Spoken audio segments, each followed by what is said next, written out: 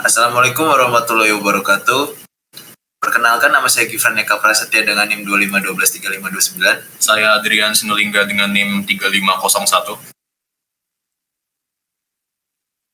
Saya Alberto Hiwapajanji dengan NIM 3525123511. Saya Fikradan Mufiq Ambuaru dengan NIM 25123540. Saya Radita Nuzul Aji Saputra dengan NIM 25123505. Saya Raditya Julio Pratama dengan NIM 25123487. Baik, di sini kami akan mempresentasikan salah satu proyek kami, yaitu tentang akademik. Nah, latar belakang pembuatan sistem ini adalah karena pengolahan perpustakaan yang masih dilakukan secara manual sering menimbulkan berbagai kendala, seperti kesalahan pencatatan data buku, sulitnya mencari informasi peminjaman, serta lamanya proses pembuatan laporan. Nah, oleh karena itu, kami merancang sebuah database yang mampu menyimpan seluruh data perpustakaan secara terstruktur sehingga proses pengolahan buku, anggota, peminjaman, hingga pengembalian dapat dilakukan dengan lebih cepat, akurat, dan efisien. Selanjutnya, teman saya akan menjelaskan mengenai aturan bisnis dari sistem perpustakaan ini. Sebelum membuat database, kami terlebih dahulu menentukan aturan bisnis yang menjadi dasar perancangan sistem. Beberapa aturan utama adalah sebagai berikut. Yang pertama, setiap siswa yang ingin meminjam buku harus terdaftar sebagai anggota perpustakaan. 2. Setiap buku memiliki kode unik dan hanya berada pada satu kategori. 3. Anggota dapat melakukan peminjaman maksimal 3 buku dalam satu transaksi. 4. Lama peminjaman ditentukan selama 7 hari. 5. Jika terlambat mengembalikan buku, maka akan dikenakan denda sesuai ketentuan perpustakaan. 6. Setiap transaksi peminjaman dan pengembalian dicatat oleh petugas. Dan yang terakhir, sistem juga dapat menghasilkan laporan anggota, buku, peminjaman, pengembalian, dan denda.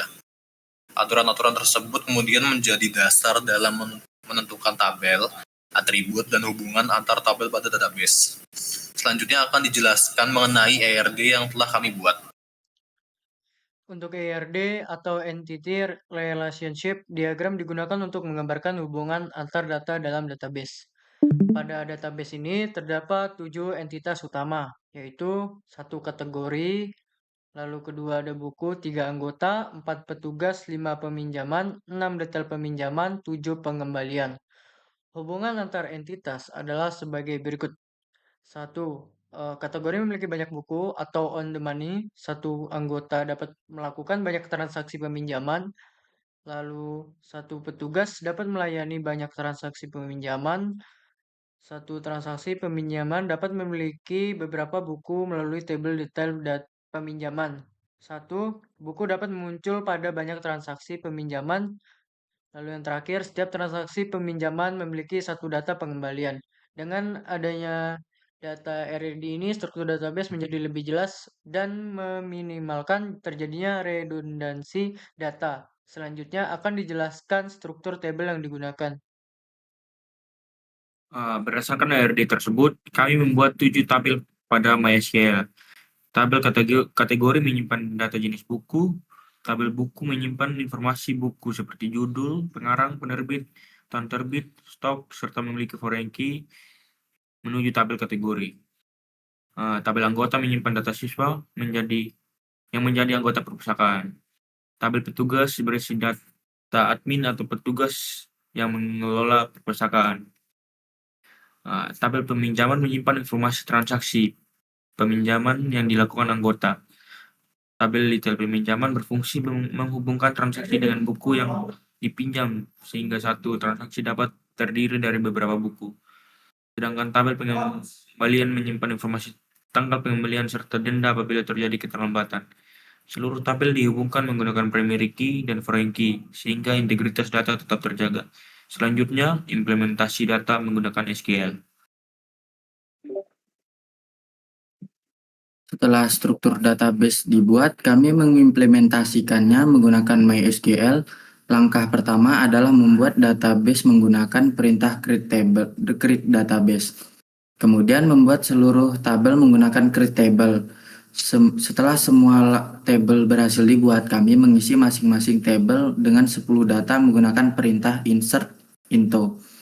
Data-data yang dimaksudkan ada 10 data kategori, 10 data buku, 10 data anggota, 10 data petugas, 10 data peminjaman, 10 data detail peminjaman, dan 10 data pengembalian. Setelah itu kami melakukan pengujian menggunakan perintah select dengan teknik join untuk menampilkan informasi lengkap mengenai peminjaman seperti nama anggota, judul buku yang dipinjam, tanggal peminjaman, tanggal pengembalian, serta status peminjaman. Hasil pengujian menunjukkan bahwa seluruh relasi antar tabel berjalan dengan baik sesuai rancangan. Selanjutnya saya persilahkan teman saya untuk menyampaikan kesimpulan.